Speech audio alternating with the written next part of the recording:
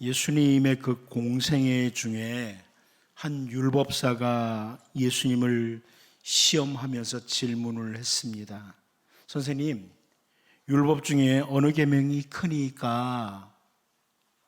예수님께서 마태복음 22장 37절에서 40절을 통해서 이렇게 말씀해 주셨죠.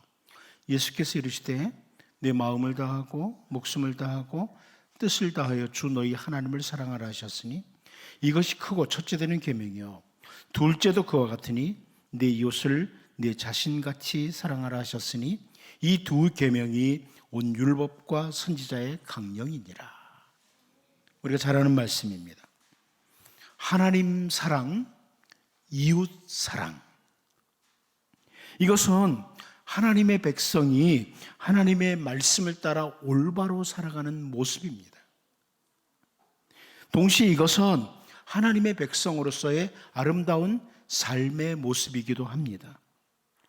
훗날 요한이 예수님의 이 귀중한 가르침을 기억하면서 요한 1서 4장 20절 21절에서 이렇게 권면을 했습니다.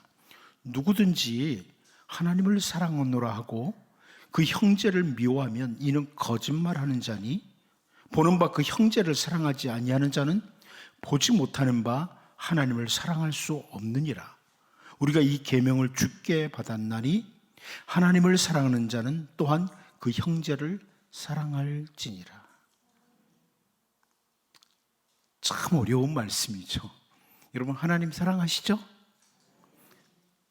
근데 형제 사랑하는 거, 이웃 사랑하는 게 쉽나요? 정말 어렵습니다. 저는 이렇게 성경을 읽고 묵상할 때마다 그래도 하나님 사랑하는 건 조금 난 것 같아. 할 수 있을 것 같아. 그런데 사람을 사랑하는 거 정말 쉽지 않습니다. 보이는 형제를 특별히 사랑하는 거 쉽지 않습니다. 그런데 우리가 해야 합니다. 해야 합니다. 제가 지난 3일 예배 때나 금요 기도회 때 말씀드린 것처럼 특별히 옆에 있는 성도 어떤 사람이라고요? 잊어버렸어요 벌써? 옆에 있는 성도는 존귀한 사람들이다. 여기까지 갈 때 하나님의 은혜가 임합니다. 저는 그렇게 믿습니다. 성도들은 존귀한 자들이다. 여러분, 이거 정말 기도하고 또 기도하셔야 됩니다. 성도들은 존귀하다. 하나님의 백성들은 하나님을 사랑하는 것 그리고 이웃 사랑하는 것을 놓치지 말아야 된다. 계속 강조합니다.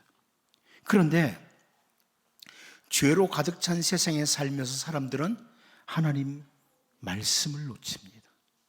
말씀을 놓치다 보니까 하나님 사랑을 놓치는 길로 갑니다. 하나님 사랑하는 길을 놓쳐요. 말씀을 놓치니까. 그리고 이어서 이웃 사랑도 형제 사랑도 깨어집니다. 오늘 본문에서 정말 이스라엘의 극도로 혼란한 시대죠.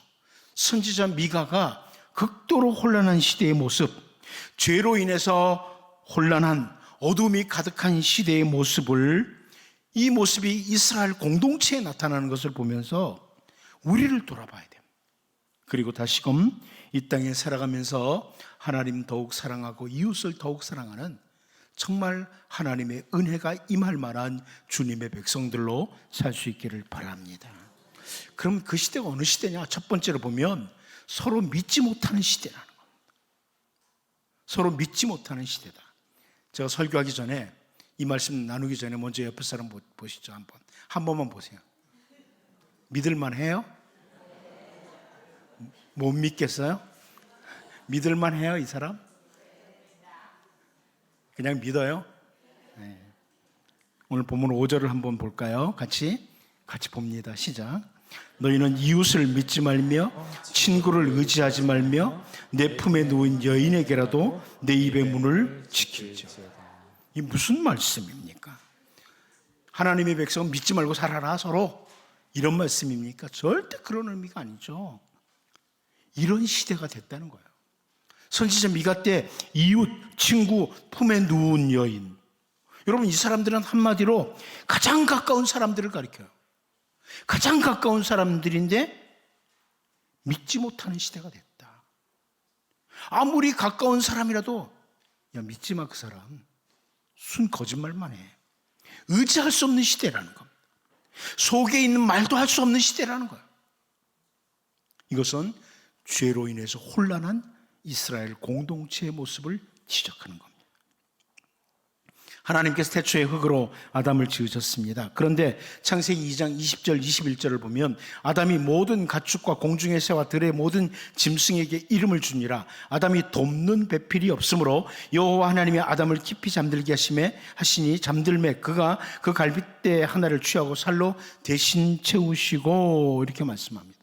아담을 깊게 잠들도록 하신 하나님께서 아담의 갈빗대를 가지고 하와를 지으셨습니다. 그리고 아담과 하와가 가정을 이루도록 하셨습니다. 돕는 배필로. 돕는 배필이다. 한마디로 뭐냐면, 돕는 배필이라는 것은 서로 믿고 서로 의지하고 서로 삶을 나누도록 하는 거예요. 그래서 이렇게 만드신 거예요. 서로 믿고 서로 의지하고 서로 삶을 나누도록. 이게 돕는 배필이에요. 세상에 혼자 사는 것보다 함께 삶을 나눌 수 있는 가정이라는 공동체, 교회라는 공동체, 그리고 이웃들과 함께 살도록 많은 사람들을 하나님은 주위에 주신 겁니다. 사람은 서로 믿고 의지하고 삶을 나누고 살아가는 것이 정상입니다. 그런데 죄로 인해서 혼탁해진 그 세상은 가장 가까운 이웃, 친구, 함께 누운 여인도 믿을 수가 없고 의지할 수 없는 이런 세상, 속에 있는 마음을 말할 수도 없는 이런 세상이 되었다. 죄가 그렇게 만들었다는 겁니다. 이 죄가 얼마나 무서운지 아주 분명하게 보여줍니다. 여러분, 서로에게 신실하고 서로 의지하며 살아가는 세상, 삶을 함께 나눌 수 있는 세상, 이것이 주님 오시는 그날까지 우리 안에서 만들어가야 될 신앙 공동체로서의 가정과 교회 공동체입니다. 여러분, 서로 믿고 의지하고 삶을 나눌 수 있는 이 공동체, 이게 우리 가정에서, 우리 교회에서 이루어지도록 우리는 기도를 해야 돼요. 우리는 이미 시작된 하나님 나라 백성입니다.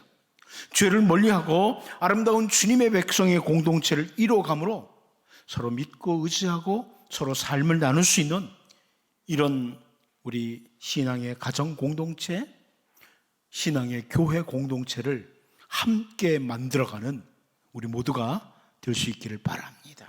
두 번째는 서로 멸시하고 대적하는 시대가 됐다. 이 죄로 인해서 혼란한 시대는 서로 멸시하고 대적하는 시대가 됐다, 이렇게 말씀하죠. 우리 본문 6절을 다시 한번 같이 읽어보겠습니다. 봅니다. 시작. 아들이 아버지를 멸시하며 딸이 어머니를 대적하며 며느리가 시어머니를 대적하리니 사람의 원수가 곧 자기의 집안 사람이로다.